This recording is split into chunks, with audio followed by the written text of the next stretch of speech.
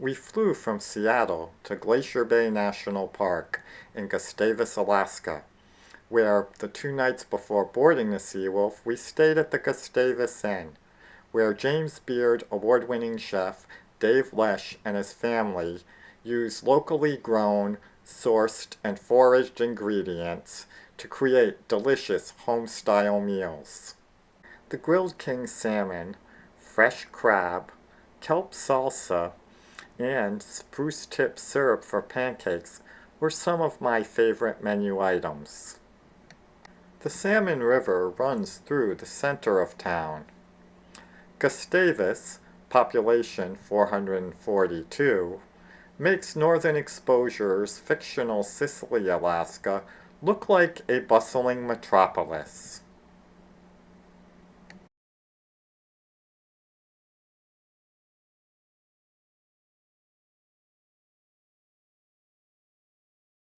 Near the Glacier Bay Lodge is this wheelchair-accessible trail that goes a half-mile into the forest to Blackwater Pond.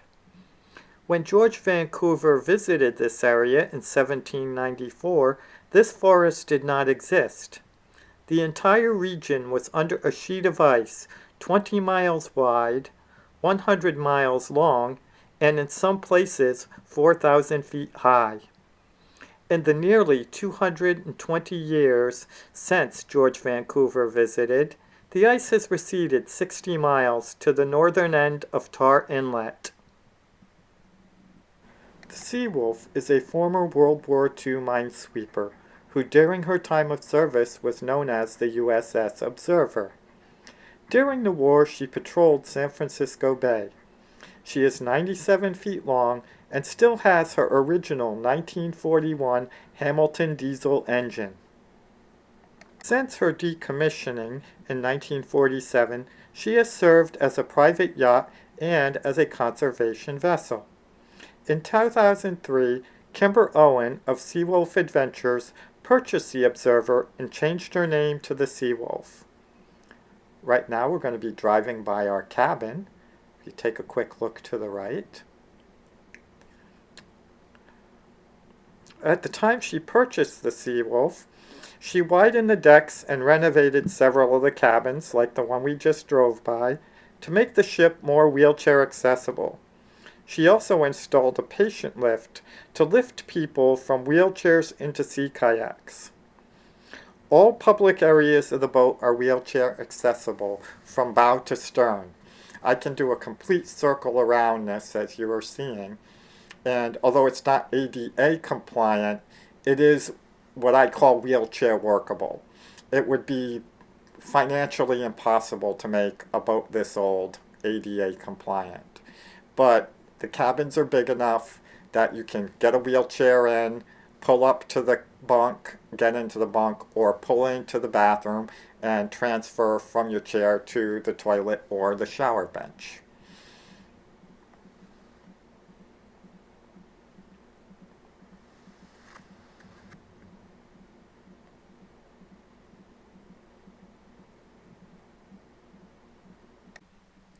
Alright, I'm just going to continue to cruise around the ship and just to give you an idea of how accessible this was for me. And not only could I go, bow to stern through the fantail, which we saw at the beginning of this clip, but I can also go through the center of the boat. There's a little walkway that I'm going to turn into, and that was pretty cool. But like I said, all the public areas I could get to, and it was really neat. Right now everybody's busy watching whales. We're completely surrounded by whales, which you'll see video and photos of later on in this little slideshow that I am presenting.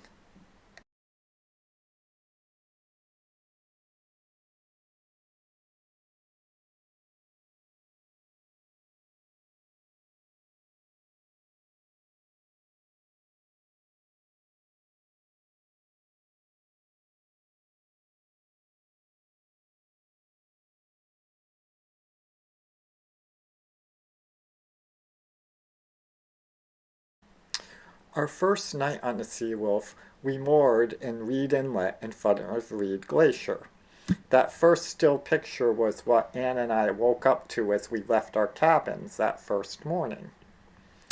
A Reed Glacier is technically a landed glacier except during the highest of tides. And that means that it's on land and it has three little rivers created by the glacial melt that flow from it, one towards each side, one towards the center. Now, where those boats are 50 years ago was all ice. And because it's landed, you can get pretty close to it. And Anne and the rest of the crew were, going for a hike. Here's Anne in front of the glacier, this and the glacial river. There's a waterfall and some wildflowers. Here's the glacier again in front of one of the rivers.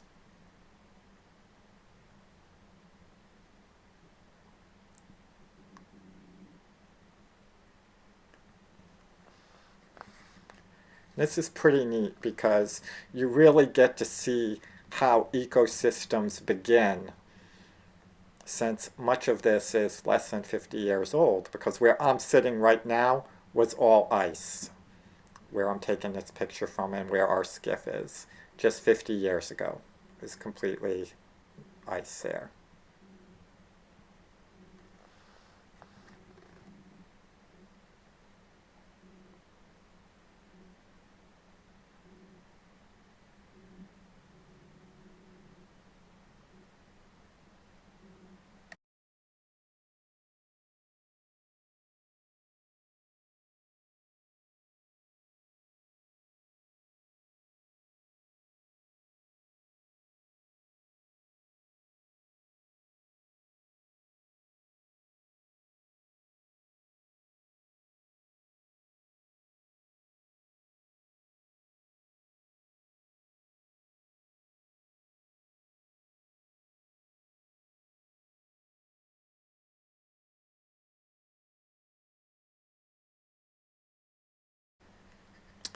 Okay, this is Lamplugh Glacier, and this is right at the mouth of Johns Hopkins Inlet. And this is one of the few glaciers in the park that's actually advancing as opposed to receding. And it's because of the microclimates of the Brady ice field, which is feeding this glacier, is expanding and forcing the glacier into the water a little more. This glacier is ever changing. Sometimes it has a ice geyser that spouts out the top. Unfortunately, we didn't get to see that today, but we did get to see a really neat cave that is in the glacier. We couldn't go in it because it might calve and then it would kill us all, but we kept a safe distance and there were these icebergs, and unfortunately you can't see, but there were sea lions and harbor seals swimming in front of this glacier. This was probably my favorite because it had some really beautiful blue color to it. And all these colors you're seeing of these glaciers are natural. We did not manipulate the photos in any way to get these colors to show up.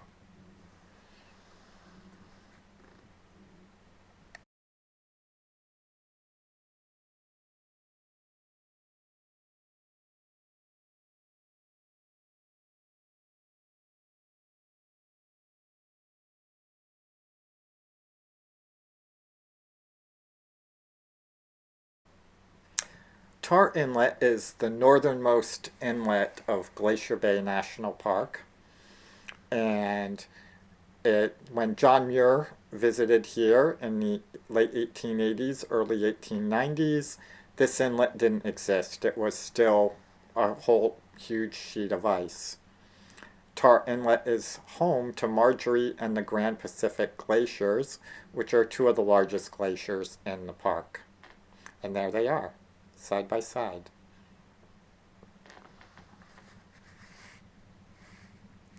Now, Marjorie Glacier is 2 miles wide, approximately 22 miles long. You can see it going back there.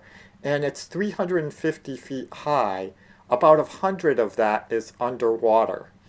And this is definitely a tidal glacier, and it frequently calves.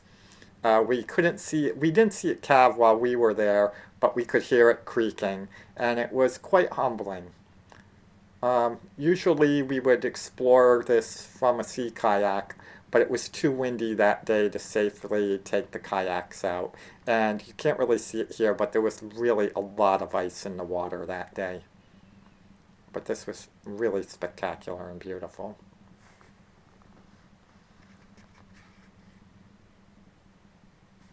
Marjorie's Glacier is the glacier that most boats go to visit.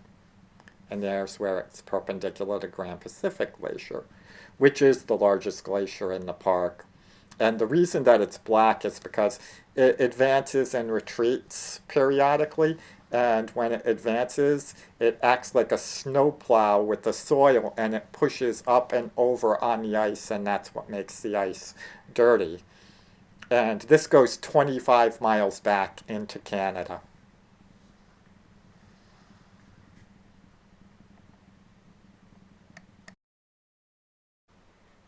Okay, this is Gloomy Knob. If you look closely, you can see a mountain goat towards the center there. And there's a cool cave formation. Now we're entering Tidal Inlet, and that's where we got our first up-close look of coastal brown bears. These two bears are about 3 years old, and they currently weigh about 200 pounds apiece. When they're full grown, they weigh about 1,000 pounds. This is their first summer on their own, away from their mother, and they will probably spend the next year together before they start going their own separate ways and establishing their own territories. And we were fortunate enough to get to spend it about an hour watching them forage for mussels and barnacles and clams and other edible sea life. And we were really lucky. They put on quite a show for us.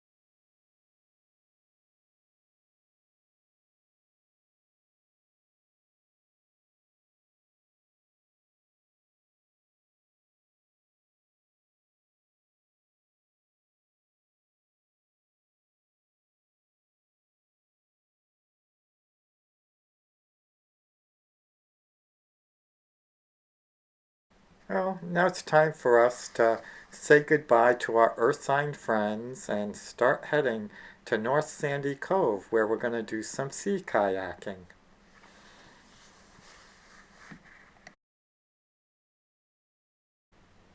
Here's a view of Mount Fairweather from North Sandy Cove.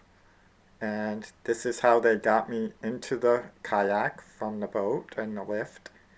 And let me tell you, every time I was up in the air, the Peter Pan jokes were flying. No pun intended.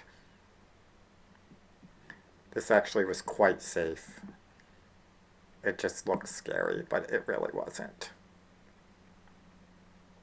Okay, now I'm in the kayak, and we're going to start doing a tour around Puffin Island.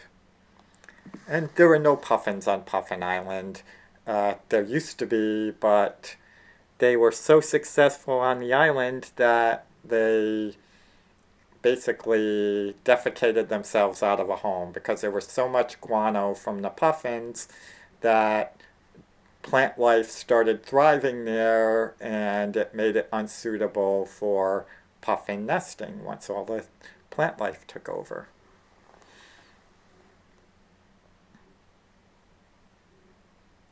There's also a lot of bears in this area, although we didn't see any. We were not allowed to go on shore anywhere. We had to stay in the kayaks because there were too many bear sightings recently in that area.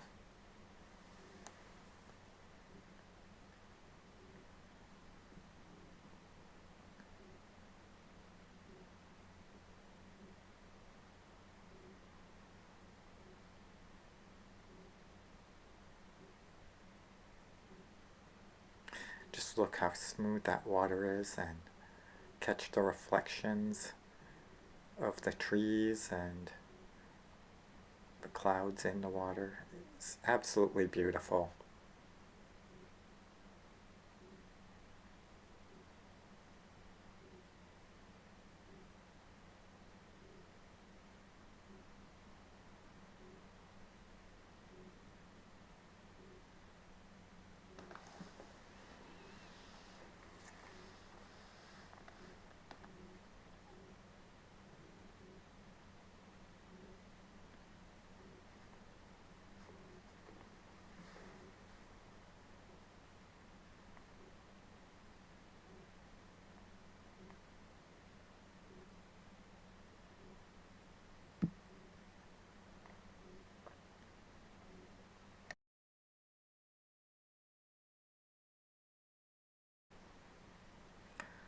Okay, as we're going through this part of the little channel, um, it's pretty shallow and really clear, and we could see all sorts of sea cucumbers, sea urchins, horse clams, sea stars, periwinkles, uh, just all sorts of neat sea life. And as we approach around the corner, we're going to come into what's called the vertical tide pool, and you'll get a much better view of it than this here. So just a regular tide pool that we're going through now. And, you know, I could see from the boat all the sea life, but camera's not picking it up. But like I said, when we go around the bend ahead, you'll get it's going to be a complete cliff face, and that's what's called a vertical tide pool.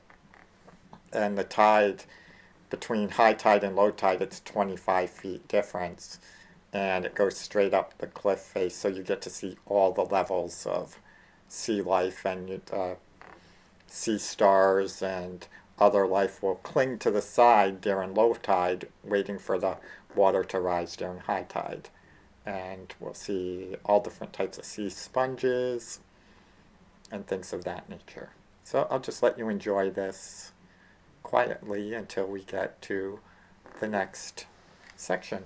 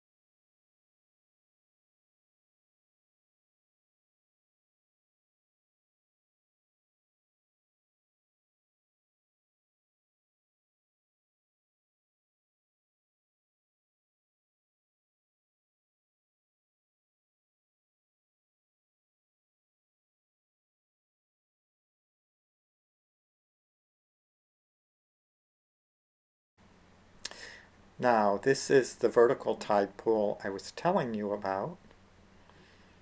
And as you can see, there's different layers of life.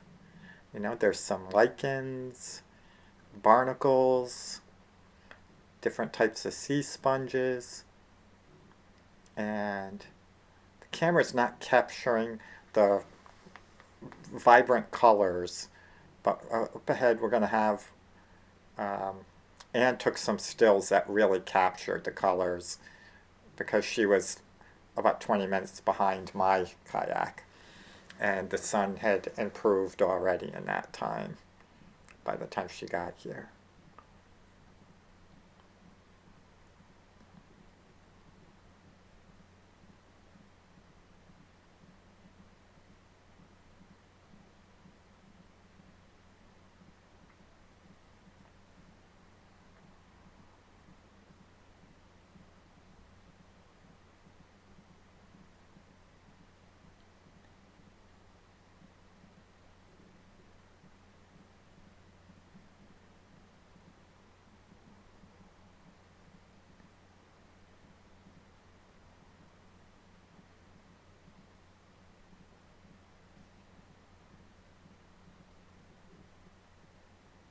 And there's a sea star on some pink coralline, which pink coralline is a sea sponge.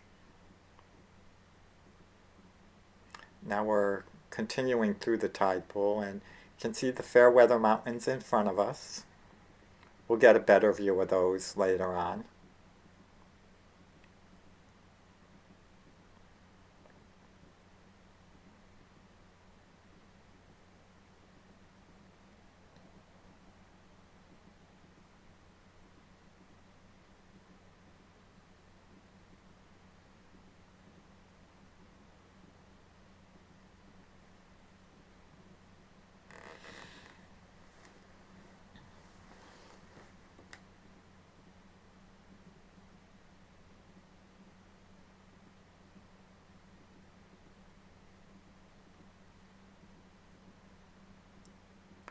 This was just incredibly beautiful and very humbling. There's more of the pink coralline and the different types of seaweed growing on it above the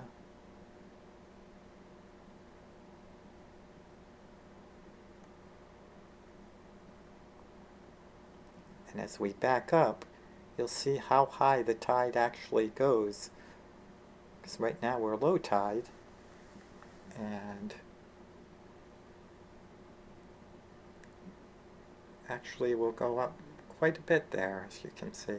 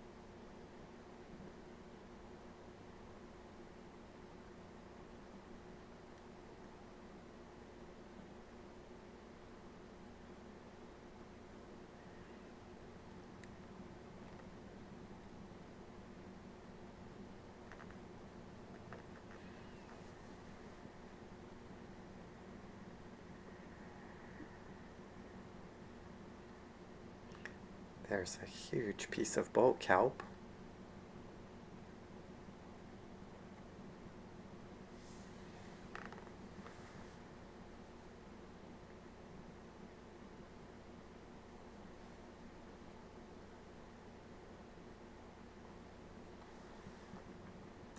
And if you look really closely,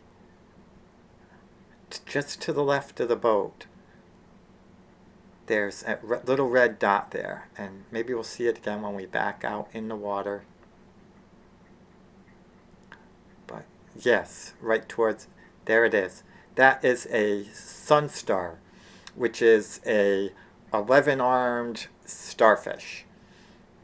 And they're very rare in that area. Um, we were really lucky to see that.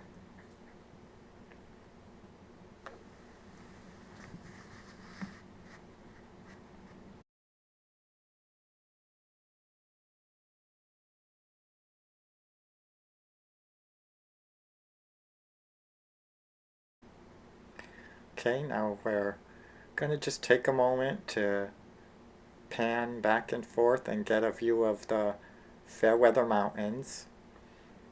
We were very lucky to be able to see them this day. Usually it's too cloudy to see them, and we were just really fortunate to have a clear day. And just let you enjoy this, but a little bit from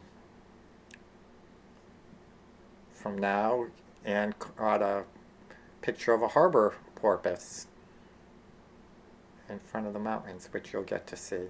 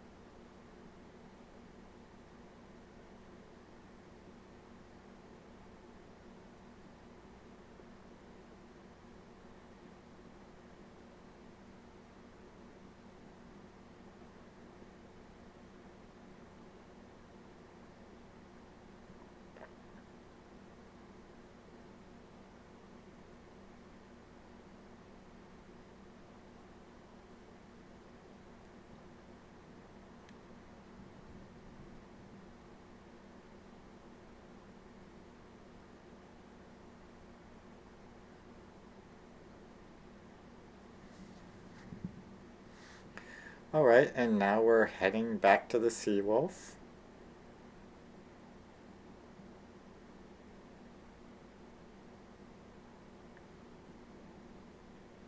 I don't know what that mountain range is in back of the Seawolf, but it's really beautiful getting the reflection in the water there.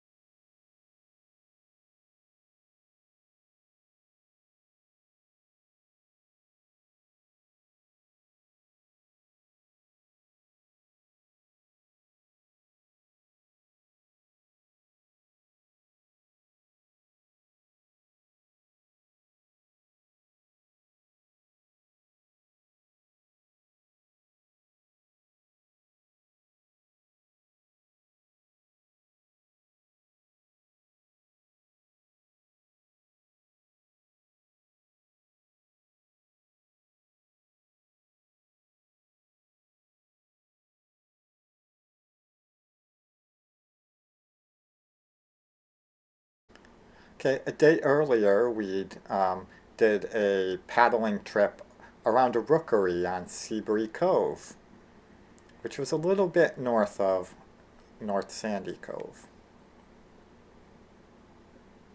We got to see some really cool birds. Now, because this is a nesting ground, we're not allowed to get out of our kayaks. We have to stay a certain distance from the shore so as not to disturb the nesting birds. And there is a pigeon guillemot. We also saw oyster catchers, Arctic terns, and I think we're gonna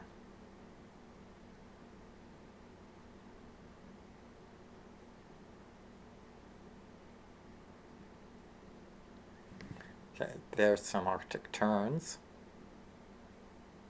There's another one.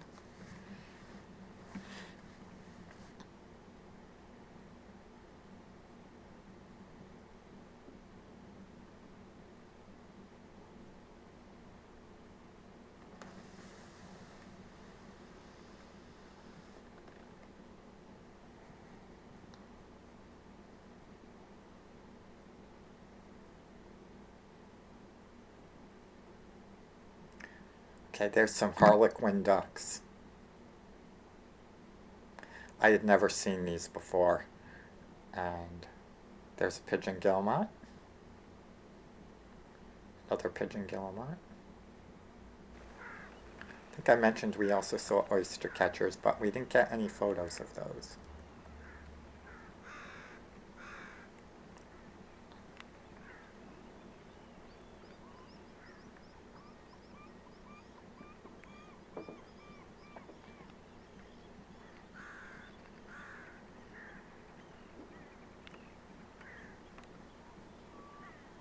There's Anne in the kayak in front of me.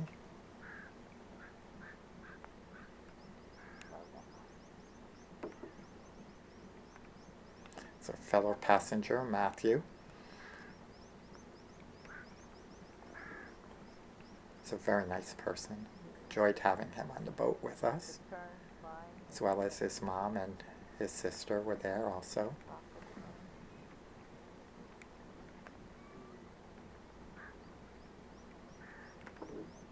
Actually, all our fellow passengers were very delightful people. We could not have asked for better traveling companions.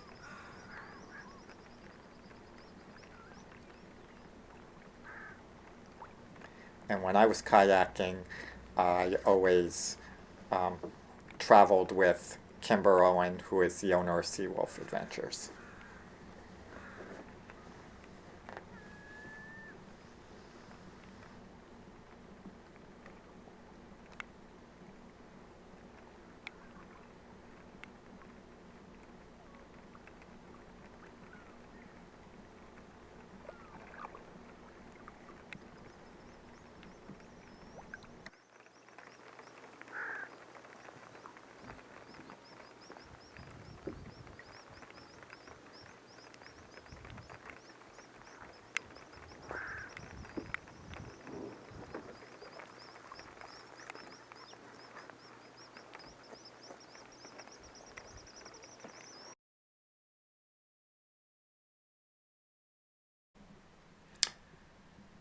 At this point, Anne and several of the other passengers went ashore and went for a hike along the shore and into the forest a bit. This point in time, Kimber and I went on our own little expedition exploring the shoreline in the kayak. And it started raining pretty hard, and we were getting cold, so decided to head back to the Seawolf. And fortunately for us, Chef Lynn made a wonderful hearty lentil stew that she had waiting for us. So it's back to the Seawolf and to have some really delicious hot stew.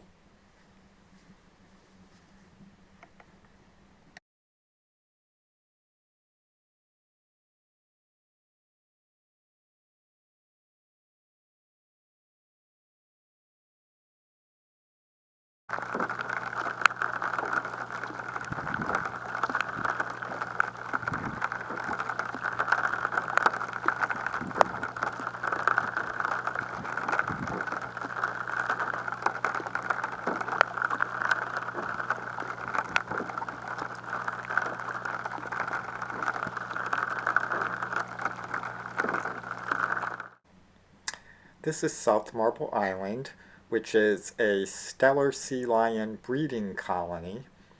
And since stellar sea lions are a threatened species, we have to maintain a certain distance away from the island so that they don't feel stressed or threatened by us. And stellar sea lions average probably about 1,100 pounds, but they can get up to 2,400 pounds apiece. And what the males do is they um, compete for territory, and they want the territory that has the most females in it.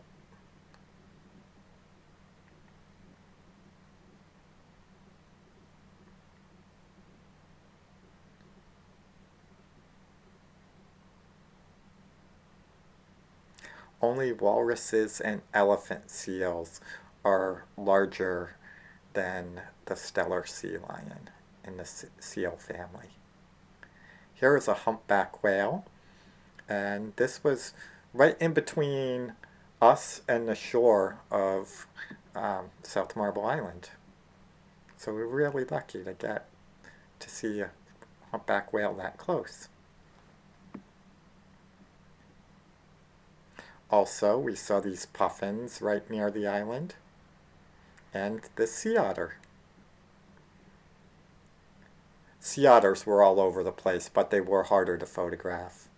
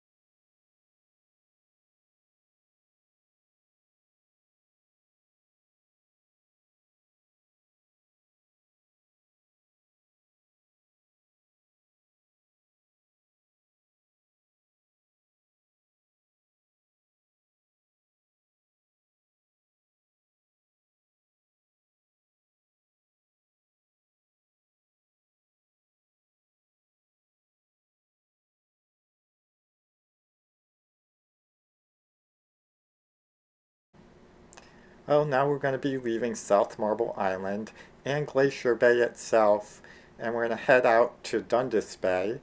And to get there, we have to go by Point Carolus. And on our way past Point Carolus, we saw many, many humpback whales.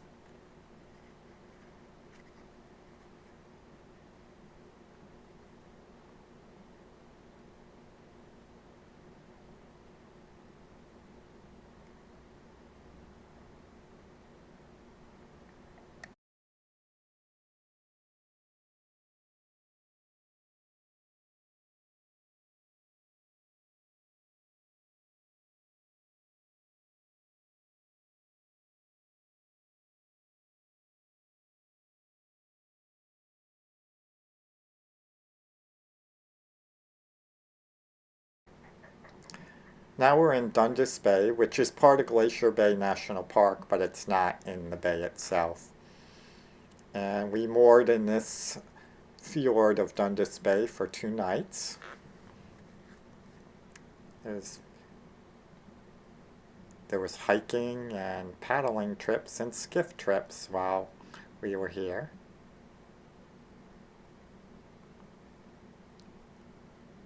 During one of the kayak trips, we saw this bear. And this bear also put on quite the show for us. For some unknown reason, it just climbed up this side of the rock and down the other.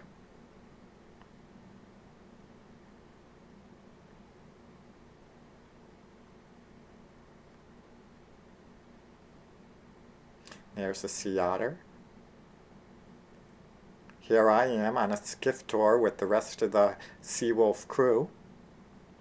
And while I was out on that skiff tour, Anne was hiking the muskeg, which are like boggy wetlands in the forest out near the fjord.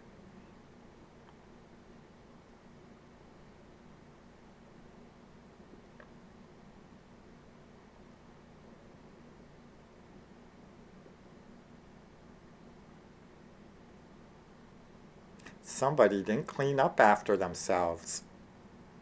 And I think it's that guy right there. Actually, about an hour and a half before this bear showed up here, Anne and the other passengers were hiking in this very meadow. And this bear just grazed on grass in the meadow for over 6 hours. He was still out there grazing when we went to bed that night.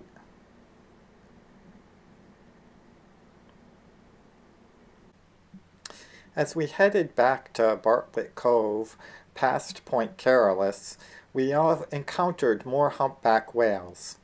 Here you see one peck slapping, and you'll see him spy hopping, and unfortunately we didn't photograph any breaches. We saw some, but they happen so fast it's hard to catch them on camera.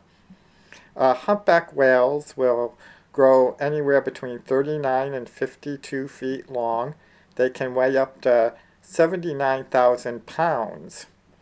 And they will migrate about 16,000 miles each year between the polar waters where they feed each summer and their winter breeding and birthing grounds in tropical waters. And the peck slapping we see is so that they can stun krill and small fish, which is what they eat. There's the spy hopping one.